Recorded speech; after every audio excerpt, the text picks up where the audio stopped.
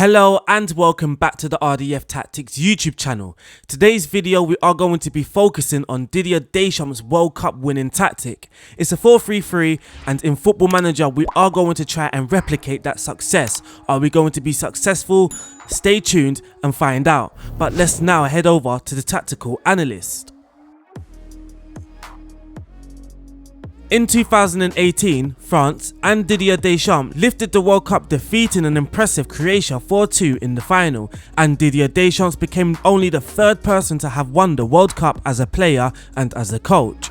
At club level, Deschamps has also been relatively successful too, having spells at AS Monaco and Juve, who he guided back to the Serie A after a match fixing scandal. He achieved a 69% win percentage in 43 matches, and also his most successful reign yet at club level, which was at Marseille, where he managed to win 5 domestic trophies on top of a Ligue 1 title. During the World Cup finals in Russia, Didier Deschamps became under scrutiny from football fans for his reactive tactical approach. France didn't dominate games possession-wise. On average, France would have 49% of the ball, which ranked them 20th in the tournament. Instead, they opted to remain compact, leaving little space between the defensive and attacking units, and then to hit teams on the counter-attack, which was effective and an approach that suited their star players. Pogba could pick out a pass, Giroud could hold up the ball, Mbappe and Griezmann had the pace and quality to be clinical. Didier Deschamps set up his France team using the 4-3-3 system, which often then could be turned into a 4-4-2 or a 4-4-1-1. But the 4-2-3-1 also did feature during the World Cup, where we saw Blaise Matuidi play out of position on the left flank. This tactical approach allowed their engine to track opposing attacking wing-backs or attacking wingers, whilst having the ability to tuck inside to support Kante and Pogba in midfield. We are now going to look at the counter-attacking approach play. France's attacking strategies were consistent and relatively simple but effective. Early in games, Mbappe and Griezmann would often make runs in behind the opponent's defence, and by doing so, force the opponents to drop deeper in early stages of the match, and this would be seen throughout the game.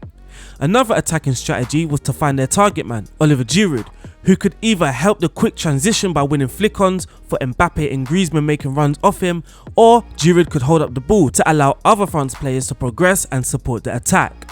Those two strategies were very effective for counter-attacking setup. Still, if needed and dependent on the opposition setup, France also looked to keep good possession within the attacking unit. It had players operating in between lines, which allowed France to gain superiority and have more of a positive look about them during the game. Mbappe's pace, wide positioning and off-the-ball movement were always a key feature for France throughout the competition. He consistently offered a route for the direct ball into the central channels. This was helped because most sides set up with attacking fullbacks, which gave Mbappe the space to get in behind. But if opponents chose to sit deep, France would also sit deeper to get the opponents to push further higher to create that gap and space in behind. Counter-attacking was a constant theme in the 2018 World Cup, but none pulled it off better than France, the winners. The pace and ability of the two wide men were hard enough to deal with.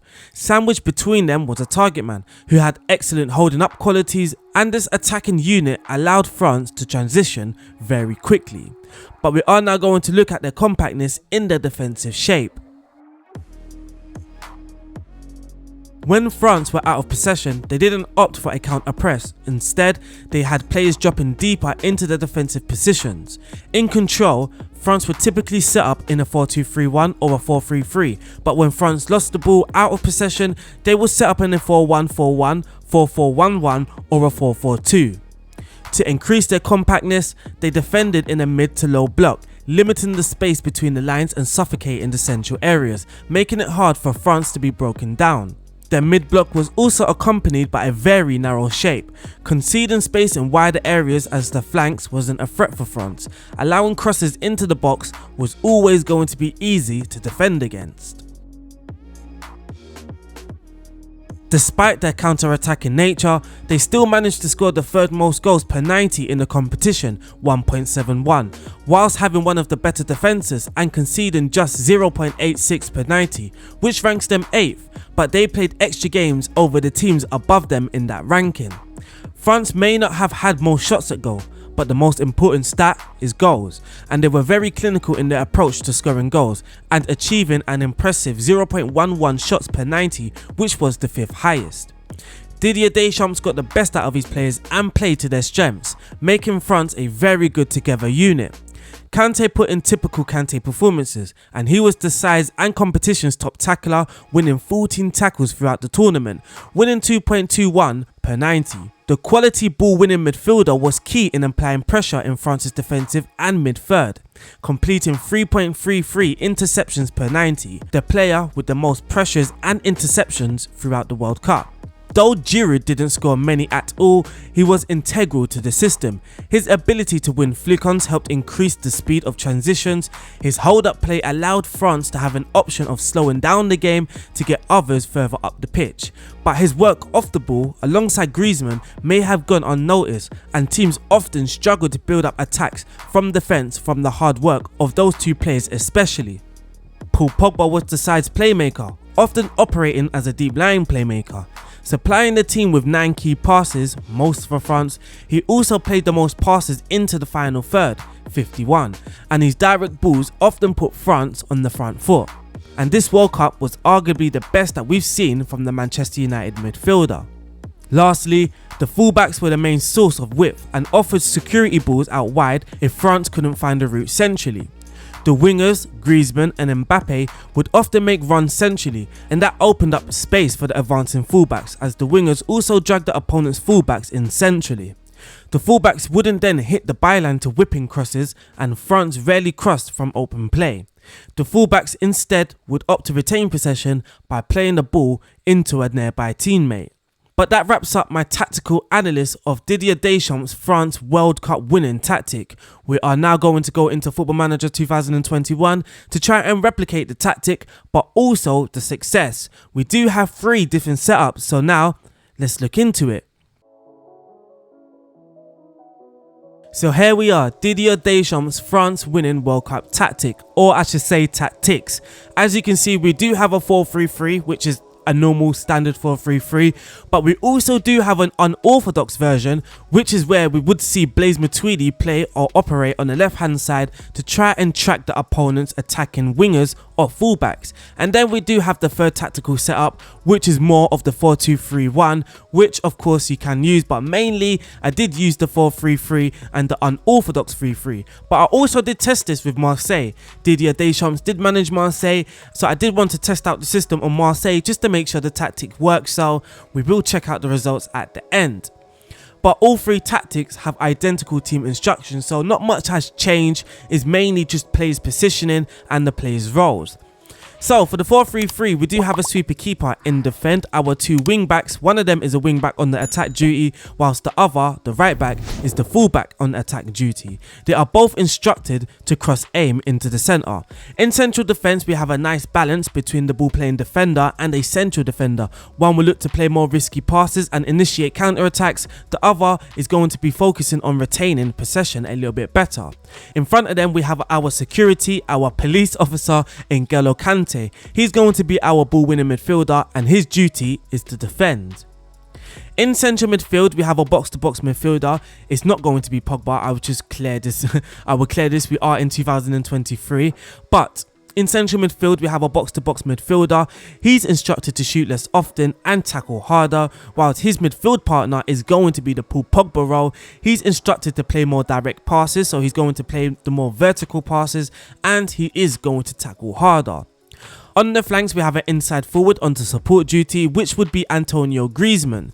Now, inside forwards are supposed to be operating on the weaker side. So if you are right footed, then you're going to operate on the left hand side. If you are left footed, you're going to operate on the right hand side. But Antonio Griezmann is a very quality player that really isn't needed, but he's instructed to roam from his position and also to sit narrower, to be more involved in the play, but also position himself very close to the target man. On the right, we have the Kylian Mbappe role. He's going to be the winger on the attack duty, and he's going to roam from his position. Lastly, up top, we have our target man, our Oliver Giroud. He's going to be playing more direct passes, again, more vertical passes, take more risk, and also move into the channels. For the second tactic is literally the same, but on the left hand side, our inside forward is now an inverted winger. When you are using this tactic like I did, I also make sure to check out who's going to be the more advanced or the most dangerous player on the opponent's right hand side. So for an example, if I'm playing against Argentina and they're using a 4-2-3-1 with Messi on the right wing, I will then ask my left winger, which would be Blaise Matuidi, to man mark Lionel Messi. It makes sense, just like Didier Deschamps' tactics. And for the third one, it's our 4-2-3-1. We do now have a shadow striker behind the target man, which again would be Antonio Griezmann, whilst the wide midfielder would be Blaise Matuidi. And he's instructed to pass it shorter to try and retain possession, roam from position and sit narrower. So for the team instructions, our mentality is on positive. We still are a positive side. We aren't just going to sit back constantly during the match. We are still more or less a positive side. For our attacking width, we are set to fairly wide. Our approach play, we are going to pass into the space. We are also going to focus down through the middle. Now, this is a bid to get Mbappe to instead make runs into central areas to try to have more an intense effect in the central areas rather than just staying out wide and running out wide with the ball. But if he goes for the tactical instructions and focuses through the middle, he's going to focus more of his runs through the central areas. With the approach play, we also have play out from the defense. Our passing directness is set to standard, so whatever comes with the mentality, and our tempo is set to slightly higher. So the tempo is going to be slightly higher, but it's also set as the standard for the mentality. Our dribbling, we are going to be running at the defense also.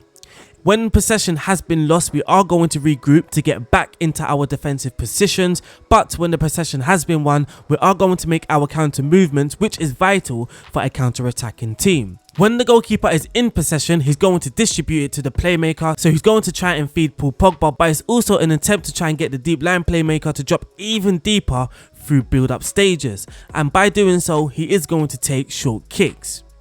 For out of possession, the only instruction there is more pressing intensity. Our pressing intensity is now set to more urgent, but this tactic in general is fairly basic, it's fairly simple, not too many instructions, therefore not too many tweaks may be needed. If you do need to tweak, it's then easier to spot what is needed to be tweaked. If you understand what I'm saying, sometimes I confuse myself. But that is the tactic, as the team instructions is actually the same for all three tactics. But we are now going to check the results. As we have managed a national side, the results are going to be a little different. We have to use the fixture list as I can't actually check the detailed stats of each competition. In my first season, which was the European Championships, we did qualify fairly easily. We then got to the European Championships final against Holland, but we drew the game 0-0, losing on penalties. We then had to qualify for the World Cup. In the middle of qualifying for the World Cup, we also played an international league competition where we won. We entered into the semi-finals, beating Germany 3-2 in extra time. We then beat Italy 2-0 in the final. We then continued our World Cup qualifiers, also our European League division. In the World Cup qualifiers, we obviously qualified in the group stages, which is Group H. We lost our first game. I was starting to panic. We lost our first game against Egypt, but then against South Korea, we beat them 5-2. We beat Sweden 5-1 also, which obviously made us qualify. In the second round, we beat USA before the quarterfinals, beating Brazil 1-0, winning 4-0 in the semi-finals against Austria, finally lifting the World Cup against Portugal 1-0 in the final. I then did carry on because I was just having a little bit too much fun with the save. Again, in the National League, we did win, beating Holland, so we got our revenge in the semi-final. We beat them 2-0 before beating Italy once again 1-0 in the International League final. We don't really have any top goal scorers to look at, any key stats. If we go to our World Cup finals, there aren't really any stats we can look at, but what we are going to do is going to go into my Marseille test where we have some stats available to us. So here, as you can see, Olympique Marseille managed to finish second in the Ligue 1, second to PSG. PSG just completely dominated this league. But we played 38, we won 28, we drew 7, losing 3, getting 91 points. Our top goal scorer was Milic. Our highest average rated player was Tolvin or Fuvin or Falvin. You know what? I do not know how to pronounce that name. I know I'm butchering it, so I'm just going to call him Florian for the sake of this test.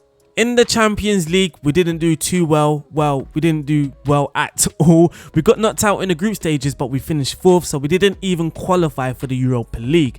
In the French Cup though, we did win that. Who did we beat in the final? We beat PSG 3-0 in the final. Very impressive, whilst also being the runners-up in the Trophée des Champions. Again, I'm hoping I pronounced that right.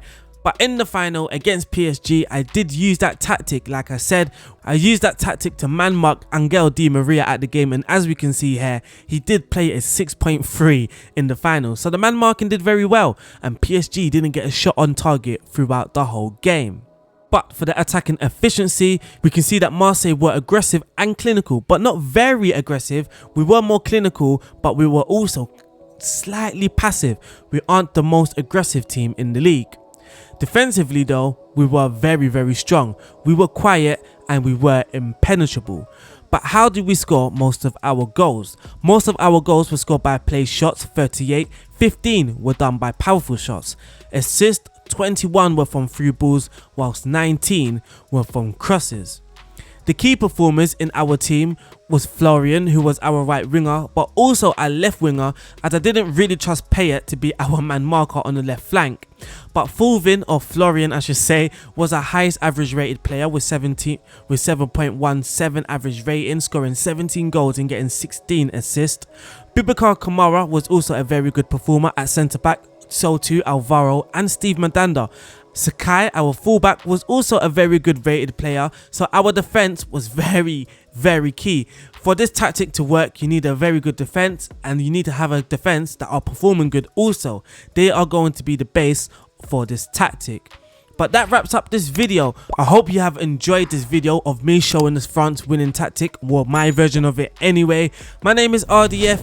If you enjoyed this content, make sure you are subscribed. Make sure you like this video. Make sure you leave a comment. Also leave a comment if you have any recommendations. My name is RDF. It's been a pleasure recording this video for you guys. I must leave now because I have to record yet another video. See you soon. Stay safe. Peace out.